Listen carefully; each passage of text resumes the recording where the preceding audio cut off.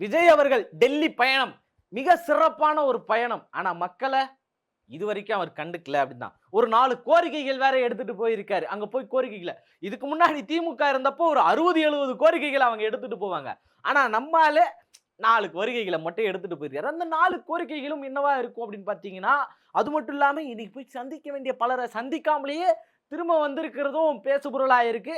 அதுக்கு தாவேக்காவினரும் விளக்கம் குடுத்திருக்காங்க. என்ன ஏது மொத்தத்தையும் பார்த்துருவோமா?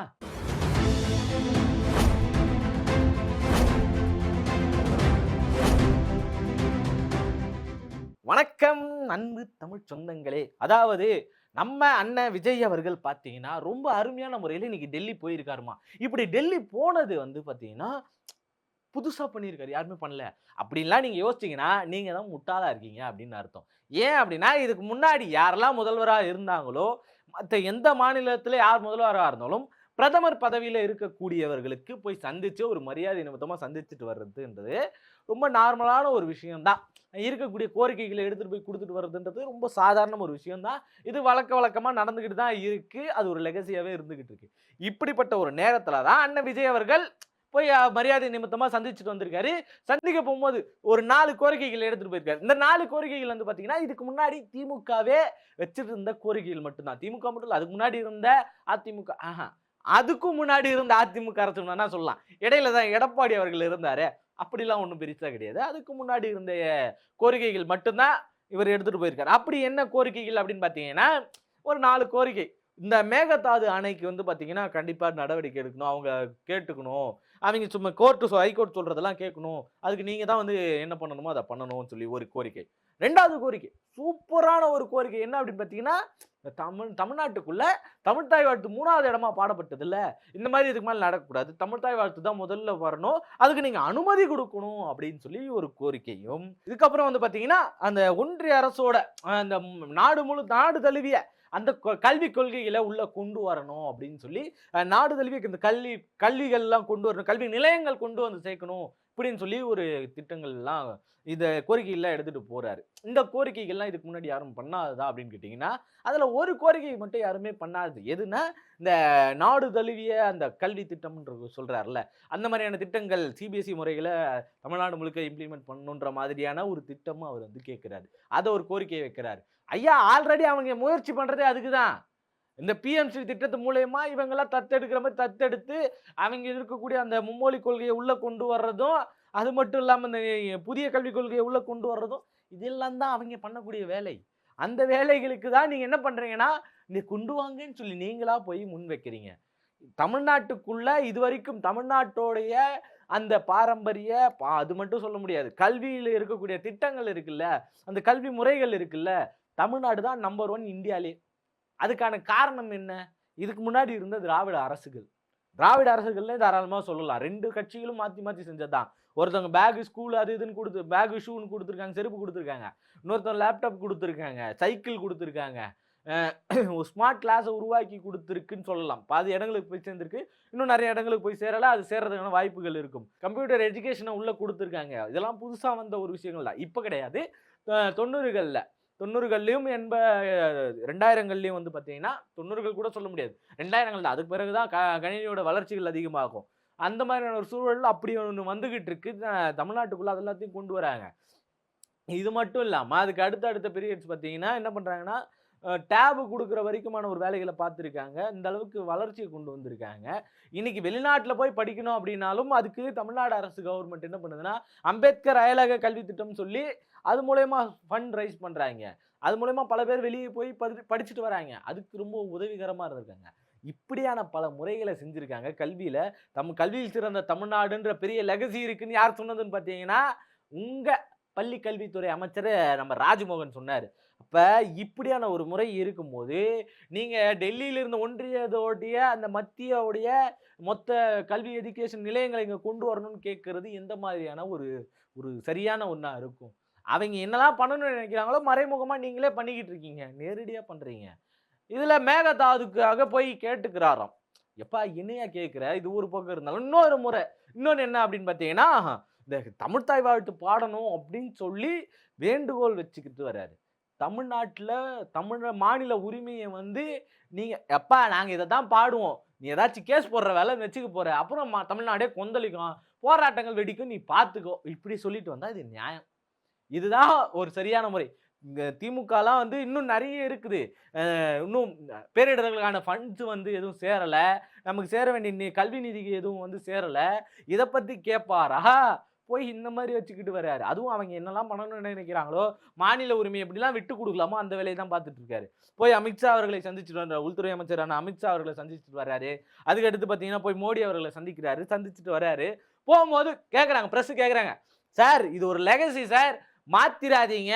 இதுவரைக்கும் வந்த எல்லாருமே வந்து பார்த்தீங்கன்னா, பிரதமர சந்திச்சாங்கன்னா, அதுக்கு அடுத்து பிரஸ்ஸ சந்திச்சுட்டு போறதுன்றது ஒரு நியாயமான முறை. அங்க என்ன பேசணும்ன்றத இங்க சொல்லிட்டு போணும் நீங்க.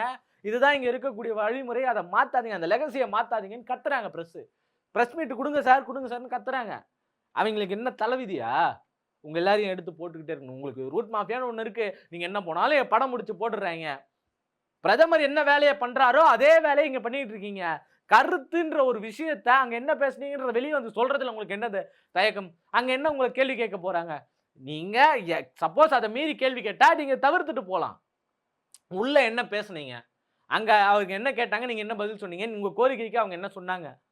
இதுல ஒரு சிலதெல்லாம் வந்து ரிஜெக்ட் பண்ணது. ரிஜெக்ட் பண்ண கோரிக்கைகள எடுத்துட்டு போறாங்க. தொழில்துறை வளர்ச்சிக்காக வேணும் அப்படின்னு சொல்லிட்டு. மெட்ரோ வேணும் அப்படின்னு சொல்லி ரிஜெக்ட் பண்ணி அனுப்பிச்சுக்கிறான்யா. அத திரும்ப நீ நின்னுக்குற. அவன் இதுக்குள்ள வரக்கூடாதுன்னு தான் ஏகப்பட்ட வேலைகள பார்த்துக்கிட்டு இருக்கான். அதுவே முதல்ல நிலுவையில இருக்கிறது என்ன? ரிஜெக்ட் பண்ணது என்ன? எதுக்கு எத்துன்னு போறோம்? ஆர்டிஐன்னு ஒண்ணு போட்டாலே அதுல எல்லா தகவல்களும் வந்துரும். என்ன? அதுவே முழு உண்மை இல்லன்னு பேசக்கூடிய ஆட்கள் தான் இவைங்க. இவங்கள பத்தி நம்ம என்ன சொல்றது? கொஞ்சம் கூட அந்த அடிப்படையே இல்லாம, முழுக்க முழுக்க இப்படி செயல்பட்டுக்கிட்டு இருக்காங்க இவங்கெல்லாம். இப்படி இருக்கும்போது தான் இவரு அங்க போனார்ல, அந்த கேப்ல என்ன ஆயிருக்கு அப்படின்னு பார்த்தீங்கன்னா, இங்க ஏகப்பட்ட சில வேலைகள்லாம் நடந்திருக்கு. அமைச்சரோட பதில்களு ஒரு பக்கம், இன்னொரு பக்கம் நம்ம ஆளு இந்த பேருந்துல போய் போக்குவரத்து துறை அமைச்சரா இருக்கிறவர் போய் பார்த்துட்டு வந்துருக்காரு. இதெல்லாம் பார்த்து தான் பெரும் அதிர்ச்சியில இருந்திருக்காரு. திரும்பி வந்துட்டாரு. ஏன்னா, அவர் போன இடத்திலேயே ராகுல் காந்தி, சோனியா காந்தி இவங்க எல்லாரையும் போய் பார்க்க வேண்டிய நிலை இருந்துச்சு. அவங்கள போய் பார்க்காம வந்துட்டாரு. காரணம் என்னன்னா, அமித்ஷா அப்படின்னு சொல்லுகிறாங்க. இல்ல. இங்க தாவேகாவினர் பண்ண சிலுமிச வேலைகள் தான் அதுக்கு காரணம். போய் திரும்ப வந்துட்டுருக்கிறாரு. என்னன்னா, இந்த போக்குவரத்து துறை அமைச்சர் என்னங்கிறாரு, பிரஸ் மீட் குடுத்துருக்காரு. அது பிரஸ் மீட்டுக்கு முன்னாடி ஒரு சந்திப்பு நடந்திருக்கு. இதுவரைக்கும் யாருமே வந்து பார்த்தீங்கன்னா, போக்குவரத்து துறை அமைச்சர்கள் தொறந்து வைக்கும்போது போய் பார்ப்பாங்க. அவ்வளவுதான் அவங்களுடைய இது. இவங்க பதவி ஏத்திருக்காரு. போய் பார்க்குறாரு. எப்பா பேருந்துலாம் எப்படி இருக்கு? கூட்டம்லாம் எப்படி இருக்குது? என்ன இது? எல்லாம் கரெக்ட்டா நடக்குதான்னு ஆய்வுக்கு போயிருக்காப்படி. இவங்க ஆய்வுக்கு போறது தான் நமக்கு தெரியுமே. அப்படி ஆய்வுக்கு போயிருக்காங்க. போன இடத்துல பார்த்தீங்கன்னா, மனுஷன் செம்ம சந்தோஷமா இருந்திருக்காரு. பரவால்ல எல்லாரும் நம்ம தெரியுது அப்படின்ற ஒரு சந்தோஷமா இருந்திருக்காரு. அங்க ஒருத்தர் குடு குடு குடுன்னு வந்து, "எப்பா ஐயா இந்த மாரி ஒரு 3/4 ஹவர் லேட் ஆகுது. நான் ஆல்ரெடி டிக்கெட் புக் பண்ணிட்டேன். நான் வந்து போகணும். ஏன் இந்த மாரி லேட் ஆகுது? என்ன இது காரணம் கொஞ்சம் கேளுங்க ஐயா. நீங்க கேட்டீங்கன்னா நியாயமா இருக்கும்." அப்படின்ற போல வந்து கேட்டிருக்காரு. ஏன் லேட் ஆகுது அப்படின்றத அவருடைய மாநில கேட்டிருக்காரு. அப்படி கேட்டதும் தலைவர், "தம்பி கோவப்படாதீங்க. சாந்தமா இருங்க." அப்படின்னதும், நம்ம கூட பரவால்ல மனுஷன் சாந்தப்படுத்துறாரு அப்படின்னு ஒரு செகண்ட் அந்த 1/2 மில்லி செகண்ட்ல யோசிச்சுர்றோம். அடுத்து என்ன சொல்றாருன்னா, "நீ சாப்பிட்டு வந்துட்டப்பா. நான் சாப்பிடல. நீ சாப்பிட்டியா?" அப்படின்னு கேட்கிறாரு. பரவால்ல நல்ல மனுஷன்பா. சாப்பிட்டியான்னுலாம் கேட்கிறாரு அப்படின்னு யோசிச்சோம்னா, "நீ சாப்பிட்டு வந்துட்ட. நான் ஒண்ணும் சாப்பிடல. நான் போய் சாப்பிட்டு வரேன். அப்புறம் உன் பிரச்சனைய தீர்த்து வைக்கிறேன்ற லெவல்ல இவரு இறங்கி கேட்க ஆரம்பிச்சுட்டாரு. நீ சாப்பிட்ட. நான் ஒண்ணும் சாப்பிடல. சாப்பிடாம நான் இங்க சுத்திக்கிட்டு இருக்கேன். அப்ப என்னைய நீ புரிஞ்சுக்கணும். தளபதிக்காக நம்ம இதெல்லாம் செய்யணும். தளபதிக்காக சாப்பிடாம ஏன் ஒரு 3/4 ஹவர் நின்னா கோச்சுக்க மாட்டியா? குறைஞ்சிடா போற." அப்படின்ற மாதிரியான ஒரு வேலையில தான் இவர் பேசின அந்த பாணி தொடர்ந்து இருந்துகிட்டே இருக்கு. "நீ சாப்பிட்டு வந்துட்ட. நான் சாப்பிடல. பார்த்துக்கோ." அப்படின்னு சொல்றாரு. அப்ப அங்க இருக்கக்கூடிய அந்த பிரச்சனைகள் என்ன? அவன் ஏன் வெயிட் பண்றான்? அதுக்கு ஏன் பஸ் லேட்டு? ஏதாச்சும் பெட்ரோல் இதுவா இருக்கும்பா, இல்ல பஸ்ஸுக்கு ஏதாச்சும் சில கோளாறுகள் இருக்கும். செக் பண்ணிட்டு வர லேட் ஆகும். நம்ம அத கொஞ்சம் பொறுத்துப்போம். அப்படின்னு சொன்னா அது ஒரு நியாயம். இதுதான் சரியான ஒரு வே. ஒரு அமைச்சர் பதில் குடுக்க வேண்டியது இதுதான். ஆனா அவரு, "நீ சாப்பிட்டு வந்துட்டப்பா. நான் ஒண்ணும் சாப்பிடல. போய் சாப்பிட்டு வந்துடுறேன்னு" பேசுறதா இது? பக்கத்துல கடை இருக்கும்பா. நீ போய் வாங்கிக்க. சென்னையில எத்தன பேர் வெறும் டீ குடிச்சிட்டு வாழ்றான் தெரியுமா? அதெல்லாத்தையும் தெரியாது. உங்க அண்ணன் விஜய் அண்ணன் ஈஸியா சினிமாக்குள்ள வந்துட்டாருல்ல. அவங்க அப்பா பார்த்து செஞ்சு தான் அவரு இன்னைக்கு இந்த ஆளா இருக்காரு. அதே மாரி இங்க சினிமாவுல எப்படியாச்சும் ஜெயிச்சிடணும். உங்க அண்ணன பார்த்து இன்ஸ்பயர் ஆன வந்தவங்க நெறைய பேர் இருப்பாய்ங்க. அவர மாரியே ஜெய்லாம் வந்து பார்த்தீங்கன்னா, இன்னும் அவர மாரியே நம்ம விஜய் அண்ணா மாரியே ஸ்டைல்லாம் பண்ணிக்கிட்டு இருப்பாரு. சஞ்சு இடையில இன்னொருத்தர் இருக்காரு. திடீர் தளபதின்னு ஒருத்தரு. நம்ம சஞ்சு. அவரும் வந்து பார்த்தீங்கன்னா, அந்த மாதிரியான ஒரு பாணியில தான் இருந்துகிட்டு இருக்காரு. இப்படி இருக்கும்போது, என்ன பண்ணிக்கிட்டு இருக்காய்ங்க இங்க? என்ன சூழல் நடந்துகிட்டு இருக்குன்னு பார்த்தீங்கன்னா, சாப்பிட்டு வந்துட்டப்பா, சாப்பிடல இப்படின்னு தான் அவருடைய பதில் இருந்தது. ஏன் ஒரு டீ குடி, அமைச்சர் தானே நீ, உனக்கு என்ன குறை? உங்க அண்ணன் விஜய் அண்ணன் என்ன பண்றாரு? டிஃபன் கட்டின்னு வந்து சாப்பிடுறாருல்ல, அந்த மாரி பண்ணலாம். இல்லையா, பக்கத்துல ஒரு கடை இருக்குது. ஆய்வு பண்றேன்ற பேர்லயே நீ போய் அங்க வாங்கி சாப்பிட்டு இருந்தா கூட உங்கட்ட எவனும் காசு கேட்டிருக்க மாட்டான். அது தவறு தான் கூட. ஆனாலும் நீங்க அத மாரியாச்சும் பண்ணியிருக்கலாம். இங்க சாப்பிட்டு வந்துட்டேன், சாப்பிடலன்னு பேசிட்டு இருக்காரு. என்னய்யா நீங்க? என்னய்யா பதில் பேசிக்கிட்டு இருக்கீங்க? இவரு தான் எப்படின்னு பார்த்தீங்கன்னா, இன்னொரு பக்கம் ஒரு பெரிய வேலை. இந்த ஆதவர்ஜுனால வர்றது. அவர் பண்ற வேலை தான் மாண்புமிகு அமைச்சர் ஆதவர்ஜுனா அவர்கள் பண்ண வேலை தான் இன்னைக்கு இதெல்லாம் நடந்துகிட்டு இருக்கு. என்ன அப்படின்னு பார்த்தீங்கன்னா, இவங்க இந்த செங்கல்சூளை வேலூர்ல ஒரு பிரச்சனை ஆயிடுச்சுல்ல. செங்கல்சூளைல போய் மாமூல் குடுங்க, எங்க ஆட்சி நடக்குது அப்படின்னு பேசினார்ல. அப்படி பேசினவரை எதிர்த்து போராட்டம் பண்ண ஆரம்பிச்சுட்டாங்க. அந்த செங்கல்சூளையில இருந்தவங்க. அதன் அடிப்படையில என்ன பண்ணாங்கன்னா, அவர பதவியிலிருந்து எடுத்தாங்க. அடிப்படை இந்த ஒன்றிய செயலாளரா ஏதோ இருந்திருக்காரு. அதுலருந்து அவர எடுத்துட்டாங்க. அப்படி எடுத்ததுக்கு அப்புறம் மக்கள் என்ன பண்றாங்கன்னு பார்த்தீங்கன்னா, எப்பா அவர் எங்களுக்கோசரம் போய் பேசினாரு. ஏற்கனவே இந்த பிரபு இருக்கார்ல, நம்ம கனிம வளத்துறை அமைச்சரு. அவர் என்ன சொல்லியிருக்கிறாரு உங்ககிட்ட? இந்த கனிம வளங்கள்லாம் கட்டுப்படுத்தணும். இதெல்லாம் திருட்டு நடக்குது. மணல் திருட்டுலாம் நடக்குது. அதெல்லாம் நடக்கக்கூடாதுன்னு சொல்லியிருக்காருல்ல. கல்குவாரிகள் எவ்வளோ மூடியிருக்காரு. அதெல்லாம் பாதிப்பு வருதுன்னு நமக்கோசரம் தான் அவர் என்ன பண்ணிக்கிறாரு, போய் அந்த இடத்துல தட்டி கேட்டிருக்காரு. அதுக்காக அவர நீங்க ஒன்றிய அமைச்சர் பதவியிலிருந்து இறக்கிடுவீங்களா? அப்படின்னு சொல்லி சண்டை போட்டுருக்காங்க. வேலூரே சும்மா கிடுகிடுத்து போயிடுச்சு. கிடுகிடுத்து போயிடுச்சுன்னு சொல்லலாம். கிடுகிடுத்து போயிடுச்சே, வேலூரே கிடுகிடுத்து போச்சுன்னா, எந்த இடத்துல அவங்க என்ன பண்ணாங்க அப்படின்னு ஒரு கேள்வி இருக்கும்ல. போய் எந்த இடத்துல பண்ணியிருப்பாங்க நீங்க யோசிக்கிறீங்க. அதிகபட்சம் நீங்க என்ன பண்ணியிருப்பீங்க?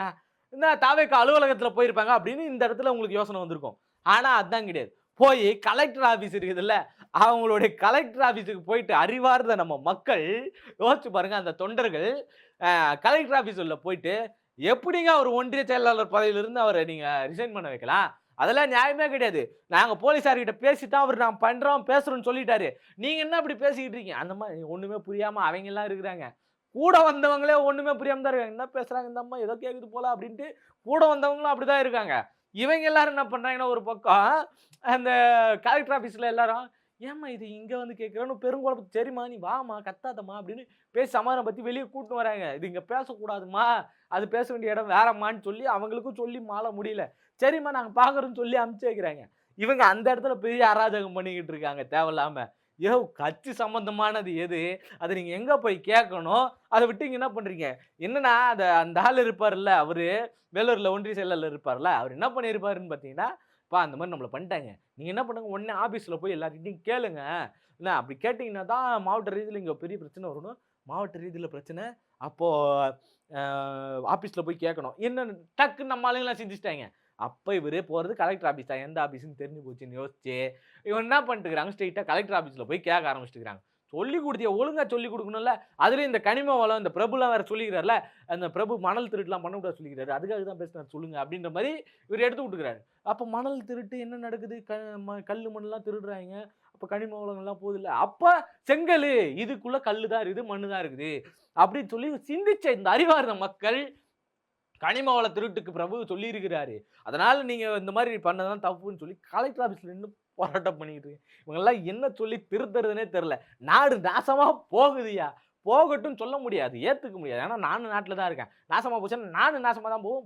பசியில சாவ வேண்டியதா இருக்கும். அந்த மாதிரியான ஒரு சூழல் நடந்துறக்கூடாதுன்னு ஒரு பயத்துல, விஜயண்ணா மாற்றம் குடுப்பாருன்னு நெனச்சுக்கிட்டு இருந்த இந்த நேரத்துல, அவரு இங்க போயிட்டு வர இந்த கேப்ல இந்த வேலையெல்லாம் பார்த்து வச்சிருக்காய்ங்க.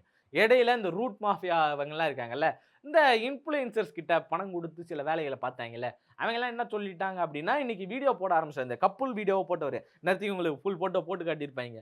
கப்புல் வீடியோ போட்டவரு, "அம்மா சத்தியமா, இந்த அம்மன் மீது சத்தியமா, திரிசூலம் மீது சத்தியமா" கருப்பு படம் பார்த்துட்டு வந்திருப்பாரு போல.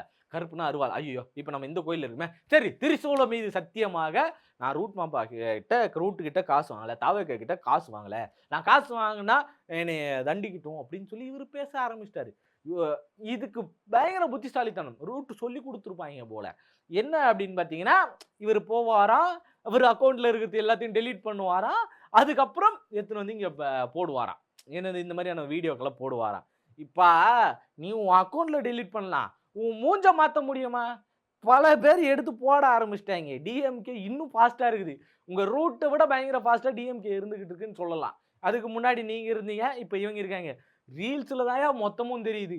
அப்டேட் பார்க்கலாம்னு சொல்லி போய் நம்ம நியூஸ்ல பார்த்தோம் அப்டின்னா, அதுல ஒரு அப்டேட்டும் கிடையாது. ரீல்ஸ்ல வந்துகின்னே இருக்குது அப்டேட்.